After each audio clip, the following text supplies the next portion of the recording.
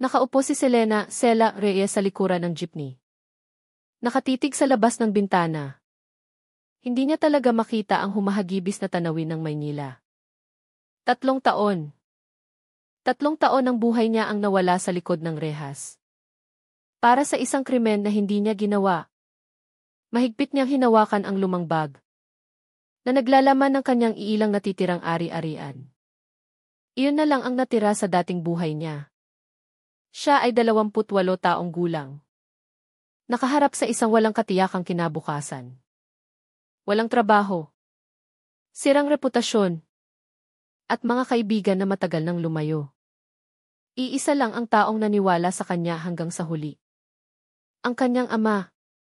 Si Mang Eli Reyes. Dumalo siya sa bawat pagbisita. Ang dating malakas na ama. Halos namuti na ang buhok sa loob ng 3 taon. Lumalim ang kanyang mga guhit. Ngunit nanatiling matatag at mahinahon ang kanyang tingin. Anak ko. Alam kong inosente ka. Ang madalas niyang sabihin. Hahanapin ko ang tunay na may sala. Pangako. Ang mga salitang iyon ang nagpagaan sa pakiramdam ni Sela. Sa mga malamig na gabi sa correctional facility ng Mandaluyong. Noong pakiramdam niya ay gumuho na ang kanyang mundo. Huminto ang bus sa pamilyar na kalye sa Quezon City. Bumaba si Sela at huminga ng malalim ng hangin ng Mayo. Maganda ang araw. Masagana ang mga puno. At maliwanag ang langit. Nagsimula siyang maglakad patungo sa bahay kung saan siya lumaki. Ramdam ang mabilis na tibok ng kanyang puso. Maya-maya pa. Makikita na niya ang kanyang ama. Mayayakap niya ito. At magkasama nilang sisimulan ang pagtatapos ng mahabang bangungot na ito. Ngunit iba ang hitsura ng bahay. Iba ang kulay ng pintura ng bakod. At kakaibang mga halaman ang namumulaklak sa hardin. Kumunot ang noo ni Sela. Ngunit naisip niyang baka nag-iba lang ang gusto ng kanyang ama. Umakyat siya sa hagdan ng beranda at pinindot ang doorbell. Lumipas ang ilang segundo ng katahimikan. Pagkatapos, narinig niya ang mga yabag. Bumukas ang pinto. At tumambad sa kanya ang kanyang madrasta. Si Zenaida. Si Zenaida ay isang babaeng nasa kalagitnaan ng 40. May perpektong ayos ng buhok at isang malamig. Mapagkalkulang tingin. Pinakasalan niya ang kanyang ama 7 taon na ang nakararaan. 2 taon matapos pumanaw ang ina ni Sela. Kailanman ay hindi sila nagkasundo. Si Zenaida ay ambisyosa at laging naghahanap ng pagkakataon. At naramdaman na iyon ni Sela mula pa noong una. Aba! Tingnan mo nga naman kung sino ito. Sabi ni Zenaida. Tinitigan si Sela mula ulo hanggang paa na may paghamak. Malaya ka na pala. Ano? Nasaan si Papa? Tanong ni Sela. Sinubukang sumilip sa loob ng bahay. Niyakap ni Zenaida ang kanyang mga braso at mumiti ng nakamamatay. Isang ngiti na nagpatindig ng balahibo ni Sela. 1 taon na siyang inilibing. Akin na ang bahay na ito. Sabi niya na may nakalalasong kasiyahan. Pakiramdam ni Sela ay umindayog ang mundo sa ilalim ng kanyang mga paa. Hinawakan niya ang pinto. Habang nanghina ang kanyang mga binti. Anong pinagsasabi mo? Yumao ang iyong ama 1 taon na ang nakalipas. Nagkaroon ng matinding sunog sa aming farm sa Tanay. Rizal. Masyadong malala ang sunog. Hindi man lang na-identify ang bangkay. Tila nagpapakasawa si Zenaida sa bawat salita. Inilibing na namin siya sa abot ng aming makakaya. Kaya umalis ka na. Akin na ang bahay na ito. Pinalitan niya ang testamento bago siya mamatay. Nagsisinungaling ka. Naramdaman ni Sela ang galit na humalo sa desperasyon. Sumusulat pa si Papa sa akin. 1 taon na ang nakalipas. Binisita pa niya ako sa kulungan. Tumawa ng mapanukso si Zenaida. Marunong ka bang magbilang? 1 taon na siyang patay. At ikaw ay nakakulong. Nakakaawa. Hindi ka man lang nakapunta sa libing. Pero syempre, hindi naman pinapayagan ang mga kriminal para doon. Hindi ba? Napipi si Sela. Ang huling sulat ng kanyang ama ay dumating 2 taon na ang nakalipas. Pagkatapos ay katahimikan. Naisip niya na baka nagkasakit lang o abala. At ngayon, patay na siya. Patay at nasunog. At walang sinuman ang nag-abala na sabihin sa kanya. Umalis ka na rito. Utos ni Zenaida. At isinara ang pinto sa kanyang mukha. Nakatayo si Sela na nakatulala sa beranda. Nakatingin sa nakasarang pinto. Tumulo ang luha sa kanyang pisngi. Ngunit hindi niya ito halos naramdaman. Wala na ang kanyang ama. Ang tanging naniwala sa kanya. Ang tanging nangako na hahanapin ang katotohanan. Huli na siya. Hindi siya nakapagpaalam. Hindi niya nasabi kung gaano niya ito kamahal. O pasalamatan sa matatag na pananampalataya nito. Lumingon siya at dahan-dahang lumakad pababa sa hagdanan. Ang mga paa ay gumagalaw ng otomatiko. Na nagdadala sa kanya palayo sa bahay na iyon. Palayo sa malupit na ngiti ng kanyang madrasta. Naglibot siya ng walang direksyon sa mga kalye. Hanggang sa napunta siya sa tapat ng isang lumang sementeryo sa gilid ng Maynila. Sa likod ng isang makasaysayang simbahan. Kailangan kong hanapin ang kanyang puntod. Naisip niya. Pinunasan niya ang kanyang luha. Kailangan ko lang tumayo sa tabi niya sandali. Humingi ng tawad dahil wala ako sa kanyang huling sandali. Itinulak niya ang lumang bakal na tarangkahan ng sementeryo. Nagkalat ang mga hanay ng mga krus at lapida sa harap niya. Dito. Sa isang lugar. Nakahimlay ang kanyang ama. Naglakad si Sela sa gitna ng mga puntod. Binabasa ang mga pangalan. Ngunit wala siyang mahanap na may apelyidong Reyes. Tiningnan niya ang mas lumang bahagi. Pagkatapos ay ang bago. Wala. Sino ang hinahanap mo? Iha. Tanong ng isang magaspang na boses sa likuran niya. Lumingon si Sela. Isang matandang lalaki. Nasa 70. Na may kupas na jacket at lumang bota. Nakasandal sa isang kalaykay. Siya ang tagapag-alaga. Ang puntod po ng aking ama. Sa Eli Reyes.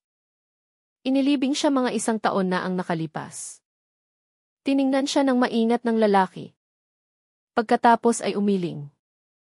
Huwag ka nang mag-abalang maghanap. Iza. Sabi niya sa isang mahinang boses. Tumingin sa paligid ng tila natatakot na may makarinig. Walang ganyang libingan dito. Pero mayroon akong iniingatan na ipinakiusap niyang ibigay sa iyo. Dinala siya nito sa isang maliit na bodega. Nakatago sa ilalim ng mga lumang puno ng nara. Kinuha nito ang isang sobre. Kinuha iyon ni Sela nang nanginginig ang mga kamay. Lumabag ang kanyang puso. Ang sulat kamay ay sa kanyang ama. Makikilala niya ang sulat na iyon kahit saan. Ang sobre ay maingat na inadres kay Selena Reyes. Buksan lamang ng personal. Nakatayo si Sela sa gitna ng sementeryo. Ang sobre ay nasa kanyang mga kamay. Hindi makapaniwala sa nakikita niya. Iyon ang kamay ng kanyang ama. Ngunit paano? Sabi ni Zenaida ay patay na siya. Saan mo nakuha ito? Tanong niya. Nanginginig ang boses. Muling tumingin sa paligid ang tagapag-alaga. Natila takot na may makarinig. Dumating si Eli sa akin mga 1 taon at kalahati na ang nakalipas. Binayaran ako ng malaki. Hiniling ang pagiging lihim. At sinabi na ibigay ko sa iyo ang sobreng ito kapag bumalik ka. Sabi niya, aalis ka raw ng matagal.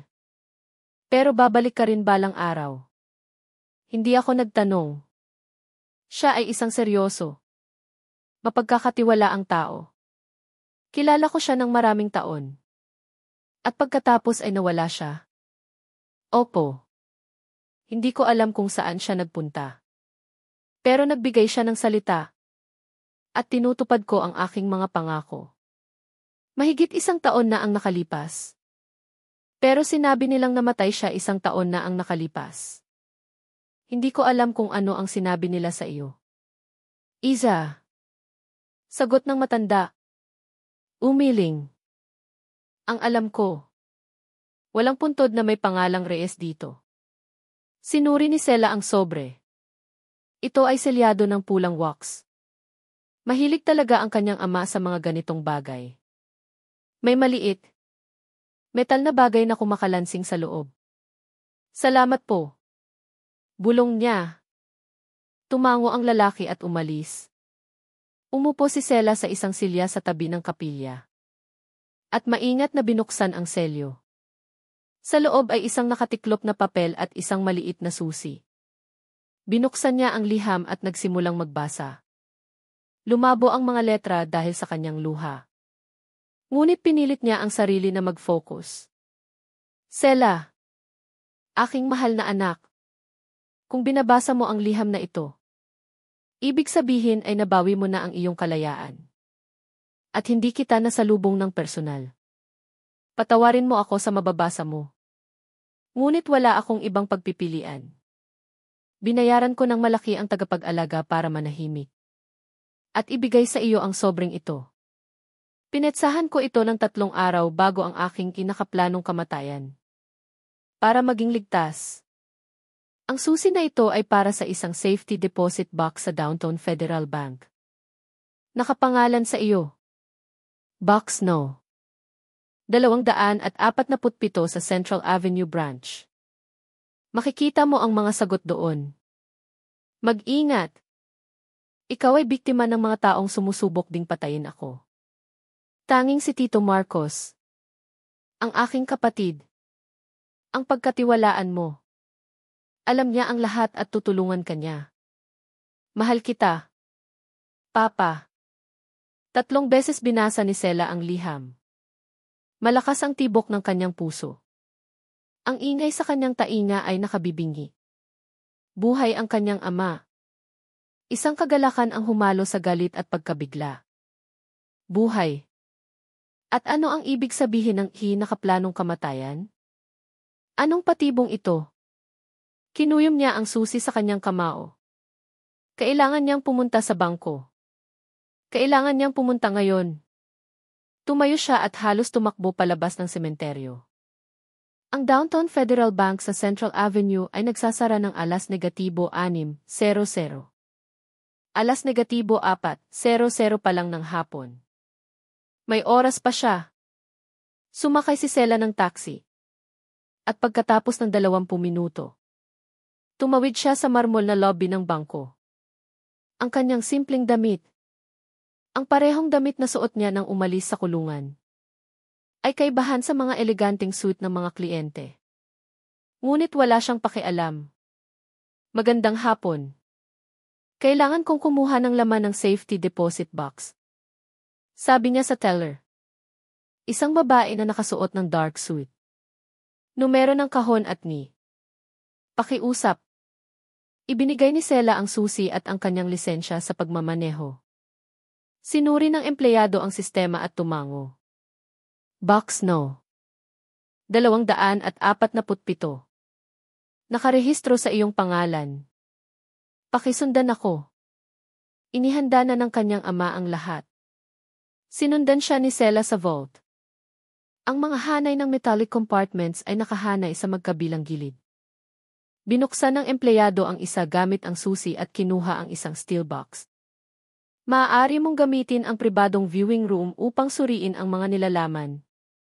Turo nito sa isang maliit na silid na may lamesa at silya. Pumasok si Sela. Isinara ang pinto. At inilagay ang kahon sa lamesa. Nanginginig ang kanyang mga kamay habang binubuksan ang takip. Sa loob ay isa pang sobre.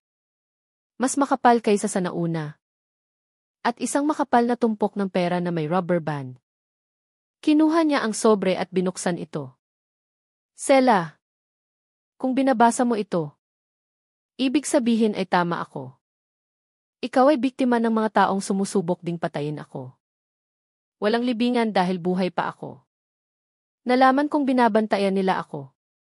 Na may seryosong pinaplano habang nasa kulungan ka. Nagtipon ako ng ebidensya at napagtanto ko ang laki ng sabwatan. Sila ay mas makapangyarihan at mapanganib kaysa sa inakala ko. Kailangan kong pekin ang aking sariling kamatayan. Upang protektahan tayo at bumili ng oras para mag-imbestiga. Sinunog ko ang aming kubo sa tanay. Inilagay ko ang bangkay ng isang hindi nakilalang tao mula sa morgue ng lungsod.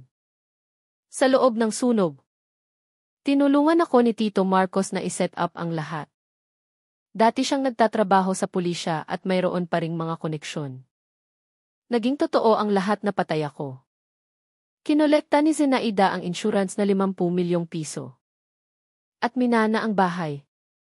Tulad ng plano. Ito ay nakaiwas sa pagdududa. At nagpahintulot sa akin na kumilos ng malaya. Ang mga taong responsable sa iyong pagkabilanggo ay ang aking asawa. Si Zenaida. At si Victor Ravana. Magkasama. Inubos nila ang 500 milyong piso. Mula sa ating kumpanya ng accounting at ikaw ang sinangkalan. Dahil ikaw ang controller at may access sa mga account. Ikaw ang perpektong biktima. Nagpeke sila ng mga dokumento. Kaya't ang bawat ebidensya ay tumuro sa iyo. Ngunit mayroon pa. Sa likod nila ay isang mataas na opisyal sa City Hall. Konsehal Quintin Zamora. Ang Deputy Mayor ng Urban Planning. Sinasaklaw niya ang isang malawak na network ng suhol mula sa mga developer. Kapalit ng iligal na permiso upang magtayo sa mga protektadong zone. Si Ravana ang kanyang tagapamagitan. Puntahan mo si Tito Marcos. Lumipat siya sa Market Street No. 12. Unit 5. Alam niya kung ano ang gagawin at dadalhin kanya sa akin. Ang sobre ay naglalaman ng 5 milyong piso para sa iyong unang mga araw. Maging maingat. Huwag mong sabihin kanino man ang tungkol sa liham na ito. Baka binabantayan ka nila. Naniwala ako sa iyo. Aking anak. Magkikita tayo agad. Papa. Natapos ni Sela ang pagbasa at umupo ng walang galaw sa loob ng ilang segundo. Buhay ang kanyang ama. Ang kagalakan ay humalo sa galit at pagkabigla. Si Zenaida at Ravana pinagtaksilan nila siya. Ninakaw ang kanyang buhay. At napilitan ang kanyang ama na pekin ang kanyang kamatayan. Upang protektahan siya. Hinawakan niya ang tumpok ng pera. 5 milyong piso. Inilagay niya ang pera at ang mga liham sa kanyang bag at umalis sa bangko. Gumagabi na. Kailangan niyang puntahan si Tito Marcos sa lalong madaling panahon. Ang Market Street ay nasa kabilang panig ng lungsod. Nakaupo si Sela sa bus. Mahigpit na nakahawak sa bag na may pera at mga liham. Nakatitig siya sa labas ng bintana. Ngunit wala siyang nakikita. Nalunod siya sa pag-iisip. Buhay ang kanyang ama. Nangangahulugan iyon na may pagkakataon na makamit ang hustisya. Ngunit paano? Si Zenaida at Ravana ay mga impluwensyal na tao. At sa likod nila ay ang Deputy Mayor. Madali silang nagtagumpay laban sa kanya na mag-isa. Ngunit ngayon, hindi na siya nag-iisa. Nasa tabi niya ang kanyang ama at si Tito Marcos. Si Marcos Reyes ay nakababatang kapatid ng kanyang ama. Siya ay 53 taong gulang. Naglingkod sa ICT sa loob ng mahigit 20 taon. At ngayon ay retirado na. Naalala ni Sela na siya ay isang mabuti. Matapat na tao. Na laging dumadating sa mga pagdiriwang ng pamilya na may regalo at biro. Kung nagtitiwala ang kanyang ama sa kanya. Si Tito Marcos ay isang maaasahang kakampi. Huminto ang bus malapit sa isang parke. Bumaba si Sela at naglakad sa isang tahimik na kalye. Na may mga 5 palapag na apartment building. Ang No. 12 ay lumabas na isang tipikal na apartment block mula sa 1,960. Umakyat siya sa hagdan patungo sa pangalawang palapag. At kumatok sa pinto ng Unit 5. Agad na bumukas ang pinto. Nakatayo sa pintuan si Tito Marcos. Isang matibay na lalaki na may maikli, Medyo puti na buhok at mapagmasid. Kulay abong mga mata. Tiningnan siya nito sa loob ng ilang segundo. At lumambot ang kanyang ekspresyon. Sela. Sabi niya sa isang mahinang boses. Pumasok ka agad. Pumasok siya. At isinara ng tiyuhin ang pinto gamit ang lahat ng kandado. Maliit ngunit komportable ang apartment. Puno ng libro ang mga estante. May lumang sofa. At mga litrato sa dingding. Nakuha mo ba ang liham? Tanong niya. Pinaupo siya sa sofa. Opo. Sinulat ni Papa na alam mo ang lahat at dapat akong pumunta sa iyo. Tumango si Marcos at ngumiti. Kung gayon, nagpapatuloy ang lahat ayon sa plano. Masaya si Elias na makita ka. Marami kang pinagdaanan nitong mga nakaraang taon. Nasaan siya? Kailan ko siya makikita? Malapit na. Sela. Pero sabihin mo muna sa akin kung ano ang nangyari pagkatapos mong mapalaya. Pumunta ka ba kay Zenaida? Ikinuwento ni Sela ang pagbisita sa kanyang madrasta. Ang mga nakalalasong salita nito. At kung paanong ibinigay sa kanya ng tagapag-alaga ng sementeryo ang unang liham. Nakikinig si Marcos ng maingat. Tumango paminsan-minsan. Iniisip ni Zenaida na patay si Elias. At iyon ay pabor sa atin.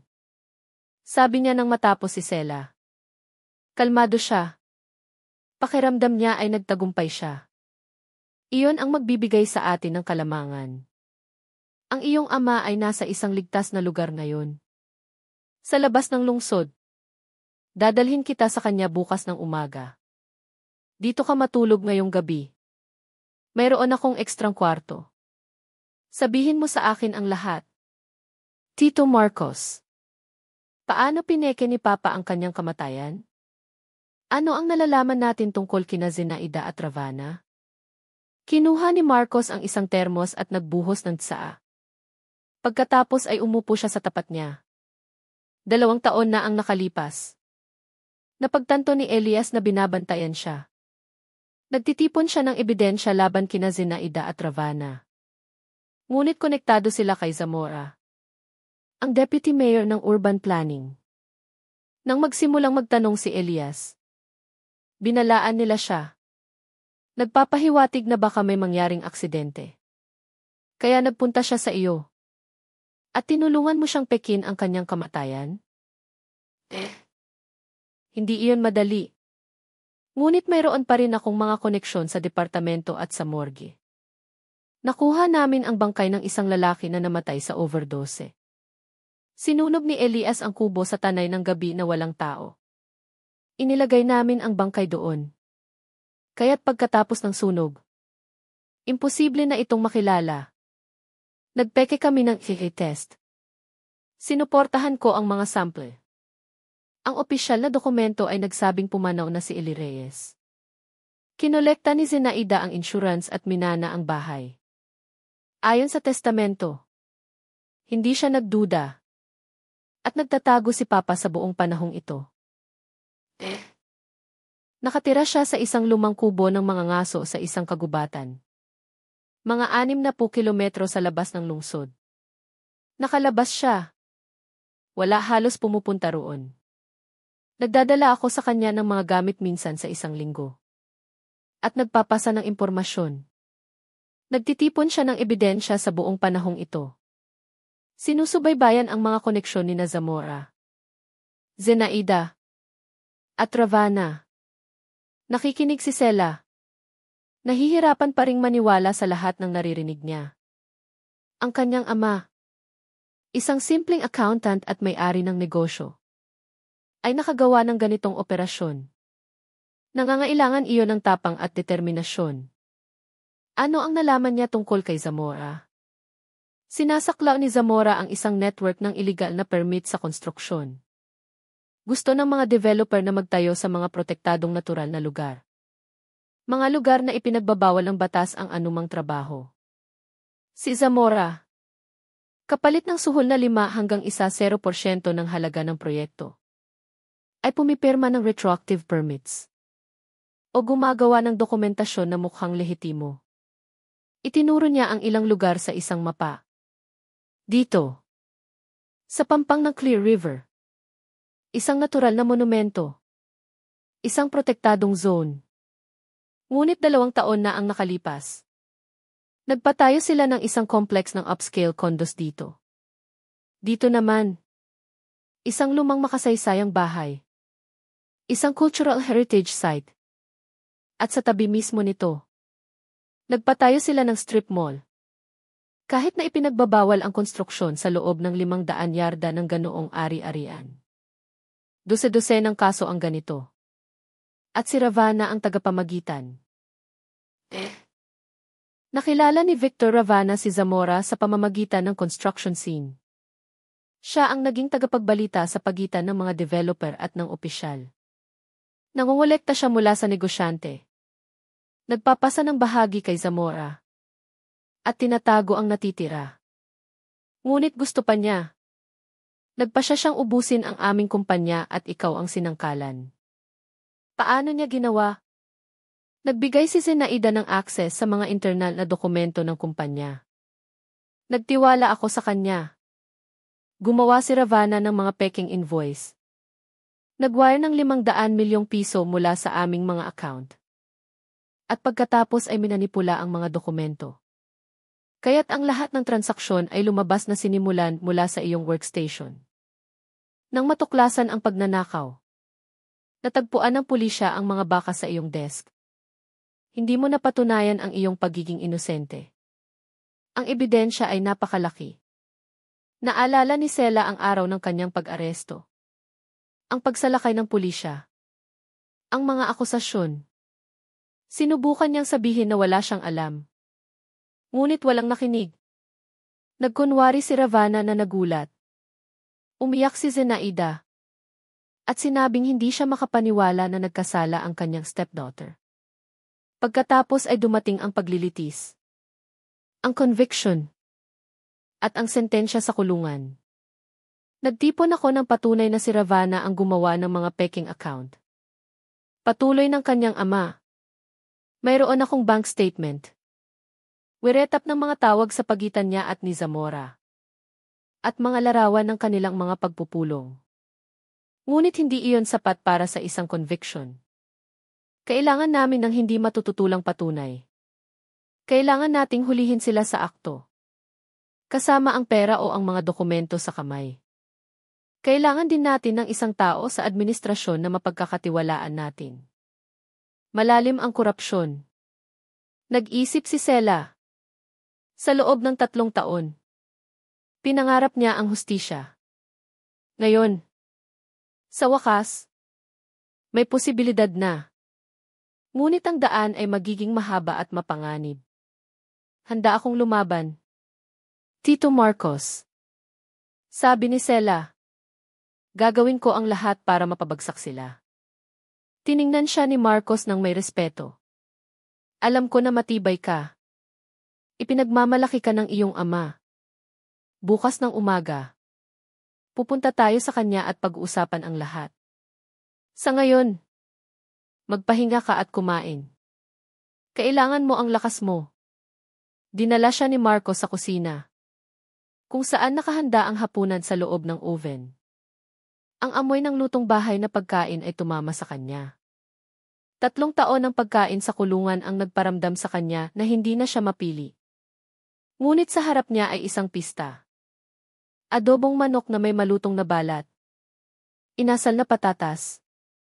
Isang sariwang ensalada ng kamatis at pipino. At isang hiwa ng mabangong pandesal. Umupo ka. Kumain ka. Huwag kang mahiya. Sabi ni Marcos.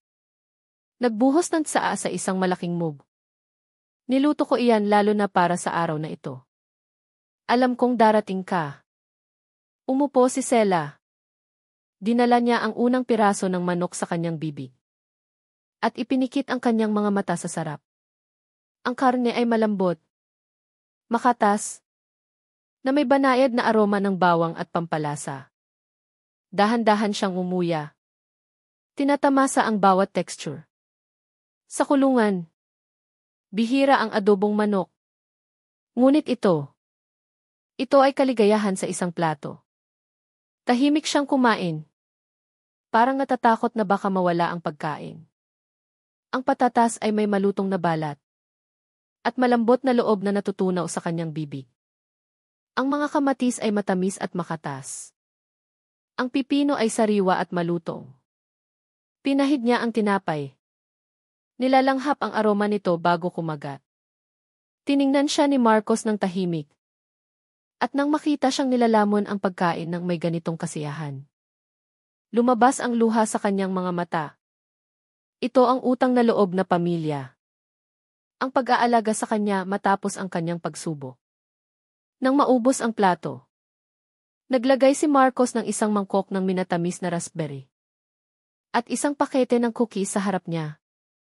Para sa panghimagas, tinikman ni Sela ang matamis na tsaa, na may pabango ng buong prutas. Ang lasa ng tag-araw at kalayaan. Ininom niya ang buong mug ng tsaa at kumain ng ilang cookies. Kailangan niya ang lakas na ito. Ngayon, maligo ka. Sabi ni Marcos. Tinuro ang banyo. Ang malinis na tuwalya ay nasa istante. At ang damit ay nakasabit sa kawit. Makabubuti sa iyo ang isang mahabang paliligo. Pumasok si Sela sa banyo. Ito ay isang maliit ngunit kaakit-akit na silid. Putik na tile. Isang luma ngunit maayos na bathtub. Isang salamin sa itaas ng lababo. Binuksan niya ang gripo. At nagsimulang umakyat ang singaw. Sa gilid ng bathtub, may isang bote ng bubble bath. At isang bagong sabon na may amoy lavender. Nagbihis siya at dahan-dahang lumubog sa mainit. Halos nakakapaso na tubig. Binalutan siya nito at tumagos sa bawat butas. Isang buntong hininga ang lumabas sa kanyang mga labi. Sa kulungan, tanging malamig o maligamam na shower lang. 5 minuto sa communal rooms. Ito ay isang luho na nakalimutan na niya. Nagbuhos siya ng bubble bath sa tubig. At napuno ang bathtub ng mabangong ulap. Humiga siya hanggang leeg. Ipinikit ang kanyang mga mata. At pinahintulutan ang sarili na mag-relax. Sa unang pagkakataon sa loob ng 3 taon. Ang mainit na tubig ay hindi lang naghugas ng dumi. Hinugasan din nito ang pagkaubos. Ang tensyon. At ang takot. Nanatili siya roon ng mga 20 minuto. Naglagay siya ng mas mainit na tubig nang magsimulang lumamig. Hinugasan niya ang kanyang buhok ng totoong shampoo na may amoy mansanas. Hindi ang produktong pang-institusyon na nag-iiwan ng buhok na magaspang tulad ng dayami. Kinuskus niya ang kanyang katawan ng malambot na espongha hanggang sa maging kulay rosas ang kanyang balat. Nagbanlaw siya. Pinatuyo ang sarili ng tuwalya. At nakabalot sa isang tuwalya. Pumunta siya sa silid. Ang kwartong inihanda ni Marcos ay may malinis na pajama na nakalatag sa kama.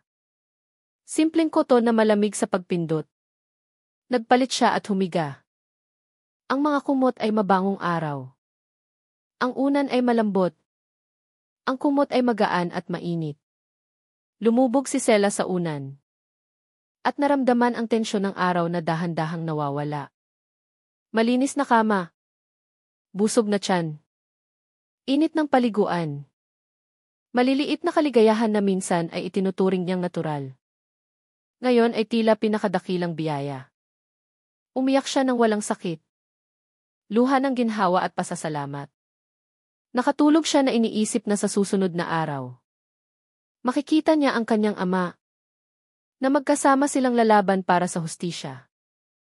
Na may isang mahirap ngunit posibleng daan sa harap. Ngunit sa sandaling iyon, pinayagan niya lang ang sarili sa kaligayahan ng mga simpleng bagay. Mainit na pagkain, malinis na tubig, at isang malambot na kama. Nagsimula ng maaga ang umaga. Ginising ni Marcos si Sela ng 6 oras. At sa loob ng kalahating oras, sila ay nasa lumang kotse niya. Papunta sa kanayunan. Tumawid ang daan sa mga bukid at gubat. Pabawas ng pabawas ang mga kabahayan. Tumingin si Sela sa bintana. Punong-puno ng pag-asa. Makikita na niya ang kanyang ama. Buhay at maayos. Sa loob ng 3 taon. Akala niya ay sinusuportahan siya nito mula sa bahay. Ngunit lumabas na nagtatago ito. Sinasapanganib ang kanyang buhay para sa katotohanan. Pagkatapos ng 1 oras, kumuha sila ng isang secondary road. Tumalbog ang kotse sa mga lubak. Lumapit ang kagubatan sa magkabilang panig. At sumala ang sinag ng araw sa mga dahon. Sa wakas, lumitaw ang isang maliit na kubong kahoy. Nagpark si Marcos sa tabi ng beranda at pinatay ang makina. Nandito na tayo. Ang iyong ama ay nasa loob. Agad na lumabas si Sela sa kotse at tumakbo patungo sa bahay. Bumukas ang pinto. At lumitaw si Ellie sa pintuan. Siya ay mas payat kaysa sa naaalala niya. Ang kanyang buhok ay ganap na puti. Ngunit ang kanyang mga mata ay may parehong kabaitan at lakas. Binuksan niya ang kanyang mga braso. At sumugod si Sela sa kanya. Papa. Humikbi siya. Mahigpit siyang niyakap. Anak ko. Sa wakas, bulong niya. Hinahaplos ang ulo niya. Miss na miss kita. Nanatili sila roon ng ilang minuto. Hindi makabitaw. Pagkatapos ay dinala siya ni Ellie sa loob. Maliit ang kubo. Isang silid na may kalan na pinapainit ng kahoy. Isang lamesa. 2 kama. At ilang istante na may mga libro at dilatang pagkain. Ang mga mapa ng lungsod at mga diagram na may mga marka ay nakasabit sa dingding. Umupo ka. Sela. Marami tayong pag-uusapan. Sabi niya. Tinuturo ang isang silya. Marcos. Pakisarado ang pinto. Papa. Bakit hindi mo sinabi sa akin agad na buhay ka? Mahinahong reklamo niya. Akala ko. Patay ka na.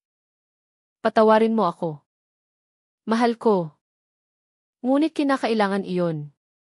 Kung alam mo. Baka hindi mo sinasadyang naibunyag ako. Tiyak na binabantayan ka ni Zenaida sa pamamagitan ng mga kakilala. O ng administrasyon ng kulungan. Ang kaunting pagkakamali. At mawawala ang lahat. Ano ang nalaman mo sa buong panahong ito? Tumayo si Ellie at lumapit sa mapa sa dingding. Kung saan may mga pulang bilog at palaso. Ganito ang sistema. Gusto ng mga developer na magtayo sa mga protektadong natural na lugar. Ayon sa batas, ipinagbabawal iyon. Hindi ka maaaring magtayo nang walang permit mula sa Department of Environmental Protection at maraming assessment.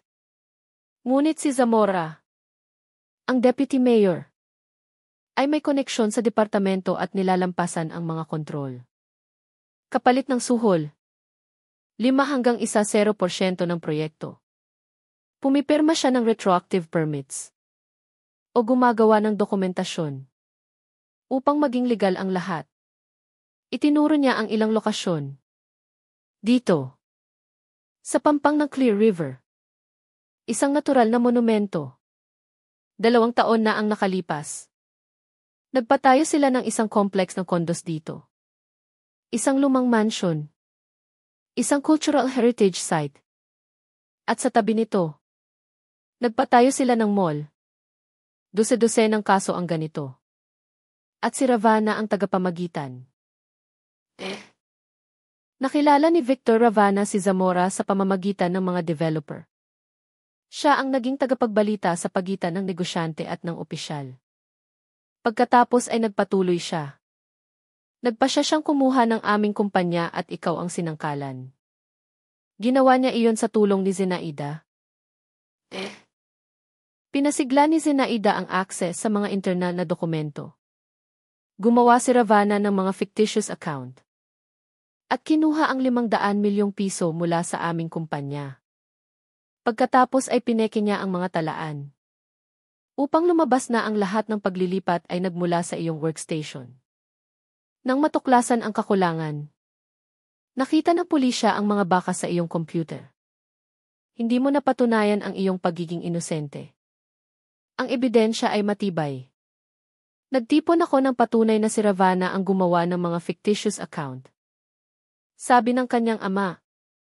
Mayroon akong bank statement. Wiretap ng mga tawag sa pagitan niya at ni Zamora. At mga larawan ng kanilang mga pagpupulong. Ngunit hindi iyon sapat. Kailangan nating hulihin sila sa akto. Kailangan din natin ng isang tao sa tanggapan ng piskal na magtitiwala sa atin. Paano natin gagawin iyon? Tanong ni Sela. Bumalik si Ellie sa lamesa at kumuha ng isang folder ng mga dokumento. Nalaman ko na naghahanda si Zamora ng isang bagong deal. Isang malaking developer ang gustong magtayo ng isang luxury residential complex. Sa Old City Park. Isang makasaysayang hardin noong ika-19 na siglo. Illegal iyon. Ngunit tumanggap si Zamora ng 75 milyong pisong suhol. Ang operasyon ay nakatakda sa 1 linggo mula ngayon. Si Ravana ang muling tagapamagitan. Ibig bang sabihin? Kailangan nating hulihin sila sa panahon ng paghahatid ng pera. Tama. Ngunit para doon, kailangan natin ng tulong mula sa pulisya at sa opisina ng piskal. Ang problema ay marami sa mga opisyal ay konektado kay Zamora. Kung pupunta tayo sa maling tao, masisira ang lahat. 1 buwan na ang nakalipas. Isang bagong pinuno ng Major Crimes Unit ng opisina ng piskal ang itinalaga. Sabi ni Marcos. Si Fiscal Romano Pineda. Nagmula siya sa labas ng estado at may magandang reputasyon. Sinasabi na siya ay matapat at may prinsipyo. Baka dapat tayong pumunta sa kanya. Mapanagutan. Sagot ni Ellie. Nakasimangot. Hindi natin siya kilala. Paano kung siya rin ay nasa panig nila? Wala tayong ibang pagpipilian. Papa. Sabi ni Sela. Kung maghihintay tayo, patuloy na magnanakaw at magwawasak sina Zamora at Ravana. At walang sinuman ang maglilinis ng aking pangalan. Tumingin sa kanya ang kanyang ama ng may pagmamahal at tumango. CJ. Pero kailangan muna natin ng garantiya. Titingnan natin ang ebidensya at ibibigay natin ito sa isang mamamahayag. Kung may magkamali, lalabas pa rin ang impormasyon. Anong mamamahayag? Tanong niya. Mayroong isang independenteng digital magazine. Ang Katotohanan Watch. Ang direktor nito, si Tereso Terry Manalo, ay kilala sa kanyang mga investigasyon sa korupsyon. Nakipag-ugnayan ako sa kanya online. Handa siyang tumulong. Ngunit kailangan niya ng matibay na patunay. Naramdaman ni Sela ang pag-asa. Nagsimulang magkaanyo ang plano. Magtipon ng ebidensya. Ibigay ito sa mamamahayag. Magpunta sa opisina ng piskal. At hulihin ang mga salarin sa akto. Ito ay mapanganib. Ngunit posible. Kailan tayo magsisimula? Ngayon. Ngayong gabi. Makikipagkita ka kay Manalo at ibibigay mo sa kanya ang mga kopya ng dokumento. Bukas. Pupunta ka sa opisina ng piskal. Upang makita si Romano Pineda. At sa 1 linggo, ibibitin natin ang patibong para kina Zamora at Ravana. Kinagabihan ding iyon. Nakipagkita si Sela kay Terry Manalo. Sa isang simpleng kapehan sa labas ng lungsod. Ang mamamahayag. Isang lalaki na nasa 40 ay uminom ng kape at nakinig ng maingat sa kanyang kwento. Kaya, buhay ang iyong ama at nagtitipon ng ebidensya sa loob ng 2 taon? Tanong niya nang matapos si Sela. Opo. Narito ang mga kopya ng mga dokumento na ibinigay niya sa akin. Ibinigay niya ang isang e-drive. Kinuha ni Manalo ang drive. Narinig ko ang tungkol kay Zamora. Ilang taon na ang nakalipas. Sinubukan kong mag-publish ng isang ulat tungkol sa kanyang mga gawain. Ngunit hindi ako nakakuha ng sapat na patunay. Napakaingat niya. At mahusay na sinasaklaw ng mga maimpluwensyang tao sa City Hall. Kung totoo ang sinasabi mo, maaari itong maging isang malaking eskandalo. Ito ay totoo. Sinasapanganib ng aking ama ang kanyang buhay upang makuha ang ebidensyang ito. Naiintindihan ko. Pag-aaralan ko ang lahat at magbubukas ng investigasyon. Ngunit maaari lang tayong mag-publish kapag nahuli sila sa akto. Kung hindi, ay dedemanda nila ako para sa libel at mananalo sila. Naiintindihan namin. Mag-publish lamang kapag may mga pag-aresto. Tumango si Manalo at inilagay ang drive sa kanyang bulsa. Mag-ingat. Mapanganib si Zamora. Kung malalaman niya na nagtitipon ka ng materyal laban sa kanya. Kahit ano ay maaaring mangyari. Alam namin kung ano ang kinakaharap namin. Nagpaalam sila. At bumalik si Sela kay Tito Marcos. Kinabukasan ng umaga. Nagpunta siya sa opisina ng piskal. Ang gusali. Sa puso ng downtown. Ay kulay abo at mahigpit. Na may mga bakal na pinto at isang gwardiya sa pasukan. Pumasok si Sela sa opisina ni Romano Pineda. Ang sekretarya. Isang matandang babae na may salamin. Ay tumingin sa kanya nang may pagdududa. May appointment ka ba? Wala.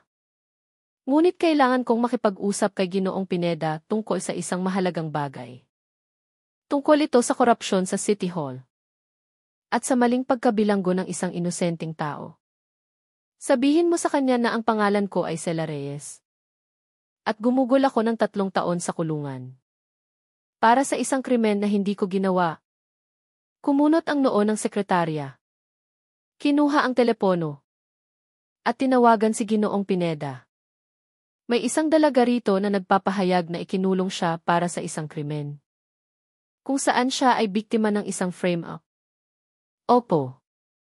Reyes. CJ. Ibinaba niya ang telepono at tumango kay Sela. Pumasok ka. Makikita ka niya. Pumasok si Sela sa isang malawak na opisina. Na may mga bookshelves at isang malaking desk. Sa likod nito, isang lalaking nasa 50. May pilak sa kanyang templo at isang mahigpit na ekspresyon. Si Romano Pineda ay tumayo at iniabot ang kanyang kamay. Maupo ka. Sela Reyes. Nakikinig ako. Umupo si Sela at nagsimulang ikwento ang kanyang kwento. Nagsalita siya tungkol sa kanyang pag-aresto. Ang frame-up. Sina Zenaida at Ravana. At ang network ni Zamora. Tahimik na nakinig si Pineda. Paminsan-minsan ay nagtatala. Nang matapos siya, sumandal ito sa kanyang silya. Seryosong mga akusasyon. Mayroon ka bang patunay? Kinuha ni Sela ang isang folder mula sa kanyang bag. Na may mga kopya ng mga dokumento na ibinigay ng kanyang ama. Bank statement. Transcript ng wiretap. Larawan ng mga pagpupulong. Ang lahat ng ito ay tinipon ng aking ama sa loob ng 2 taon. Tiningnan ni Pineda ang mga papel. Ang kanyang mukha ay nanatiling walang emosyon. Ngunit nakita ni Sela na sinuri niya ang mga ito ng may tensyon at pag-iingat. Kung ito ay totoo, tinitingnan natin ang isang malaking scale na corruption network. Sabi niya sa wakas. Ngunit hindi sapat ang ebidensyang ito para magbukas ng kaso. Kailangan namin ng mas konkretong patunay. Sa isang linggo, magkakaroon ng pagpupulong sa pagitan ni Zamora at ng isang developer. Magpapalitan sila ng pera. 75 milyong piso. Kung mahuhuli mo sila sa akto, iyon ang magiging hindi mapag-aalinlangan ng patunay. Nag-isip si Pineda. Paano mo nalaman ang tungkol sa pagpupulong? Sinusubaybayan sila ng aking ama at na-intercept ang kanilang mga sulat. Nasaan ang iyong ama? Bakit hindi siya nagpunta? Nag-aalangan si Sela. Ang pagsasabi sa kanya na pineke ng kanyang ama ang kanyang kamatayan ay mapanganib. Ngunit kung wala ang katotohanan, hindi siya pagkakatiwalaan ni Pineda. Buhay siya. Ngunit nagtatago. Pineke niya ang kanyang kamatayan. Upang protektahan kami at magtipo ng ebidensya. Kung alam ni Zamora na buhay siya, susubukan niyang patayin siya ng totoo. Tinaas ni Pineda ang kanyang kilay. Ang pagpeke ng sariling kamatayan ay isang seryosong felony. Wala siyang pagpipilian. Binalaan siya na may planong tangkain ang kanyang buhay. Tumayo si Pineda at naglakad sa paligid ng opisina. CJ, sisimulan ko ang isang pag-verify. Kung kumpirmahin ang impormasyon, mag-organisa tayo ng isang operasyon. Ngunit kailangan kong makipag-usap sa iyong ama. At makuha ang kanyang testimonya. Sasang-ayon siya. Ipaparating ko ang iyong proposal. Kung gayon, gawin natin ito. Dalhin mo ang iyong ama bukas. At pag-uusapan natin ang lahat. Samantala, susuriin ko ang mga dokumentong ito. Umalis si Sela na may pakiramdam ng ginhawa. Hindi siya binaliwala ni Pineda o pumabor kay Zamora. Marahil, siya ay tunay na isang taong may integridad. Kinahaponan, bumalik siya kay Marcos at ikinuwento ang pagpupulong. Sa LA, na bumaba sa gubat kasama ang kanyang kapatid. Upang talakayin ang mga susunod na hakbang, ay nakinig at pumayag na makita si Pineda. Kung siya ay matapat, ito ang ating pagkakataon. Sabi niya, ngunit kailangan nating ipagpalagay na maaari tayong traidorin. Kaya't ibibigay muna natin ang lahat sa mamamahayag. Kung may magkamali, ipapalabas ni Manalo ang ulat. At hindi sila makakatakas. Nagsimula ang pag-iingat sa buong linggo. Si Sela at ang kanyang ama, sa tulong ni Tito Marcos, ay nagtipon ng huling mga detalye. Sa gabi ng Biyernes, sinabi ni Pineda sa kanila ang plano. Magkikita sila bukas. Sabado. Sa isang bodega malapit sa lumang daungan. Dadala ni Ravana ang 75 milyong piso. Ibibigay ni Zamora ang permit. Hahantayin namin sila. At aarestuhin sila sa sandali ng pagpapalitan. Kinabukasan. Sabado. Lumabas si Sela at Eli kasama si Fiscal Pineda at ang kanyang grupo. Ang lumang daungan ay isang inabandunang lugar. Nandoon na si Pineda at ang kanyang team. Nakaposisyon sa isang katabing bodega. Maghintay tayo. Sabi ni Pineda. Sumala ang oras ng masakit na kabagalan. Eksaktong 6 oras. Pumasok ang itim na dvig ni Ravana. Ipinark niya malapit sa pasukan at lumabas. Na may metallic briefcase sa kanyang kamay. Maya-maya, dumating ang silver sedan ng developer. Si Emily Cruz. Nagpalitan sila ng pagbati at pumasok sa bodega. Si Zamora. Bulong ni Sela. Darating siya ng hiwalay. Hindi maaaring makita ng publiko ang isang opisyal. Nakasama nila. Sagot ni Pineda. Pagkatapos ng 5 minuto. Huminto ang isang dark blue na kotse na may tinted windows. Isang lalaki. Nakasuot ng malinis na suit at may folder sa kanyang kamay. Ang lumabas. Si Zamora. Pumasok siya sa bodega. Dinala ni Pineda ang intercom sa kanyang bibig. Handa na ang lahat. Maghintay para sa hudyat. Ang mga boses ay narinig mula sa isang bahagyang bukas na bintana. Nandito ang pera. Sabi ni Ravana. 75 milyon. Tulad ng napagkasunduan. Sagot ni Cruz. At ang permit. Narito ang mga dokumento. Pinirmahan ang permit kahapon. Ang ulat ay nagpapatunay na ang lupa ay hindi isang natural na monumento. Lahat ng selyo ay maayos. Maaari ka nang magsimula bukas. Perpekto. Narito ang iyong parte. Narinig ang pag-click ng briefcase. Pinindot ni Pineda ang bato ng intercom. Go. Go. Pasok para sa pag-aresto. Sumugod ang mga ahente mula sa iba't ibang panig. Tumalon si Sela at Ellie mula sa kotse at tumakbo kasunod nila. Sa loob, naghahari ang kaguluhan. Sinubukan ni Zamora na kunin ang briefcase. Ngunit kinuha ito ng isang ahente. Tumakbo si Cruz patungo sa labasan. Ngunit hinarang siya. Si Ravana ay nakatayo doon. Namumutla. Nakabukas ang bibig. Zamora. Ravana. Cruz. Kayo ay inaresto para sa hinala ng korupsyon. Suhol. At pandaraya. Malakas na inihayag ni Pineda.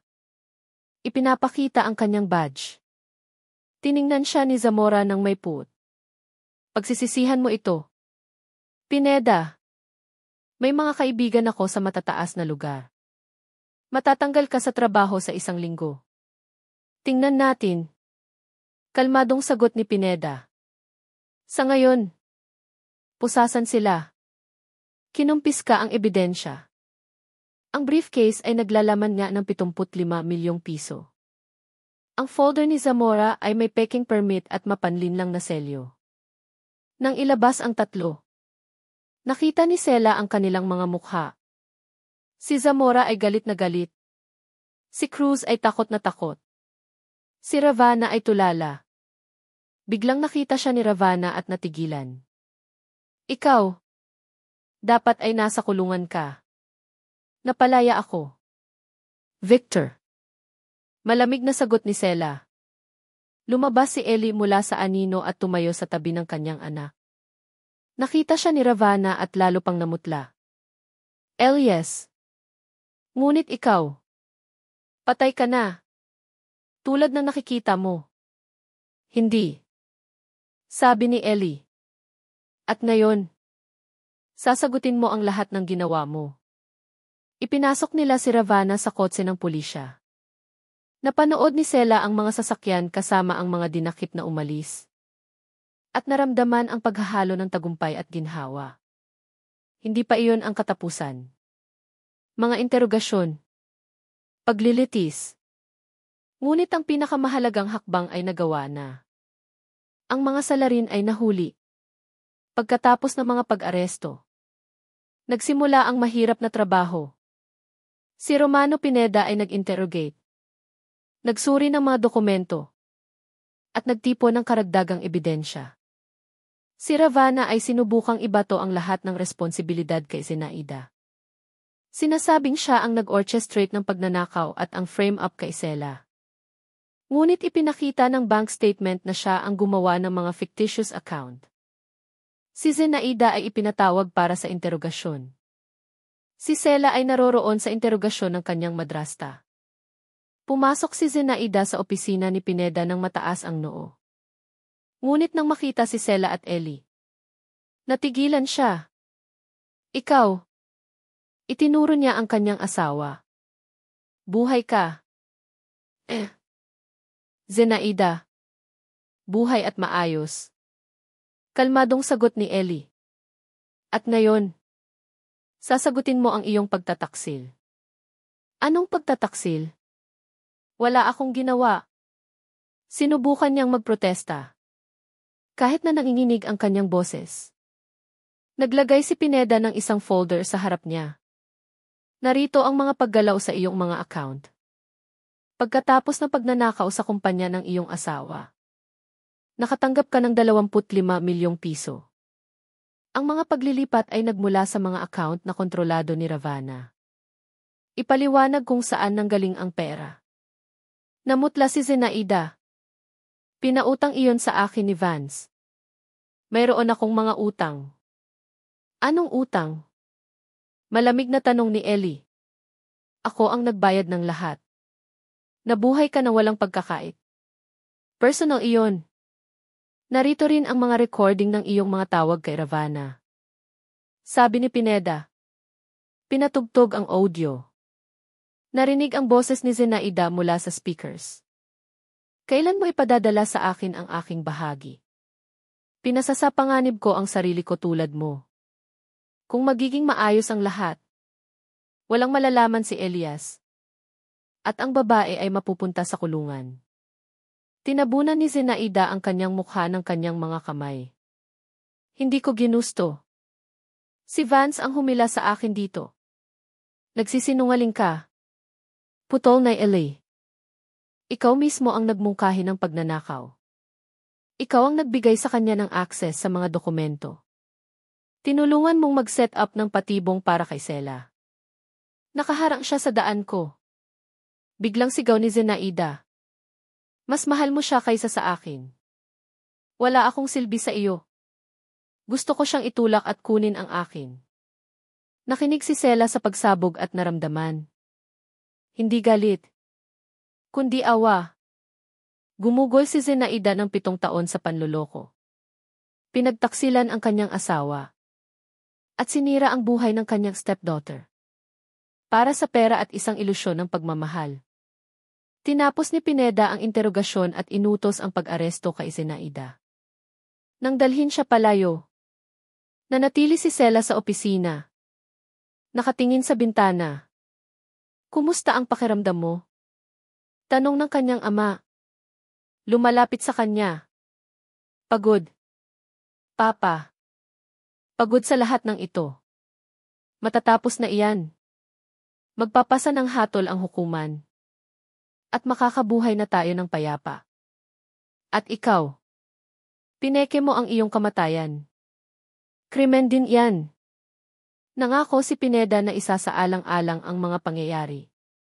Malamang ay bibigyan lang nila ako ng multa. Hindi mahalaga. Ang mahalaga ay malaya ka na. Niyakap siya ni Sela. Salamat sa hindi mo pagsuko. Salamat sa paniniwala sa akin. Lagi akong maniniwala sa iyo. Anak. Pagkatapos ng ilang araw, nag-publish si Terry Manalo ng isang malaking investigative piece. Sa kanyang digital magazine, Ang Katotohanan Watch. Korupsyon sa City Hall, paano nila ipinagbili ang ating lungsod? Idinetalye ng artikulo ang sabuatan ni Zamora. Itinatala ang mga iligal na proyekto ng konstruksyon. At kasama ang mga recording at larawan. Sumabog ang kwento.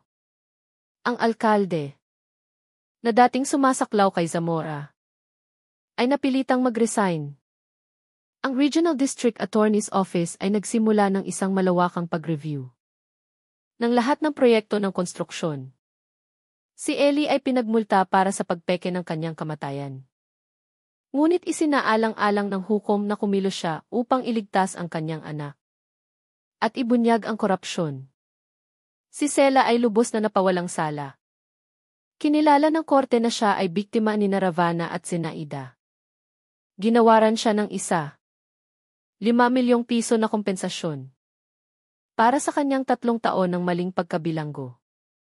Hindi nito na ibalik ang nawalang oras. Ngunit nakatulong ito sa kanya na magsimulang muli. Si Ravana ay sinentensyahan ng 12 taon para sa pandaraya. Pagpeke ng dokumento. At suhol. Si Zenaida ay nakatanggap ng 8 taon para sa pakikipagsabuatan sa embezzlement. At falsification. Si Zamora ay nakatanggap ng 15 taon at kumpiskasyon ng lahat ng kanyang ari-arian. Nang basahin ang mga sentensya, naramdaman ni Sela na ang bigat na nagpapahirap sa kanya sa loob ng maraming taon. Ay sa wakas ay nabawi na. Nagwagi ang hustisya. Makalipas ang 3 buwan, bumalik si Sela at Ellie sa bahay ng pamilya. Na muli nilang pag-aari. Ang kanyang ama ay muling itinayo ang kumpanya. Namuntik ng bangkarote dahil kay Ravana. Ito ay isang mahaba at mahirap na proseso. Ngunit nasa kanila ang pangunahing bagay. Magkasama sila. Isang umaga. Nagkakape si Sela sa kusina nang tumunog ang telepono. Si Romano Pineda. Magandang umaga. Sela. Kumusta na ang lahat?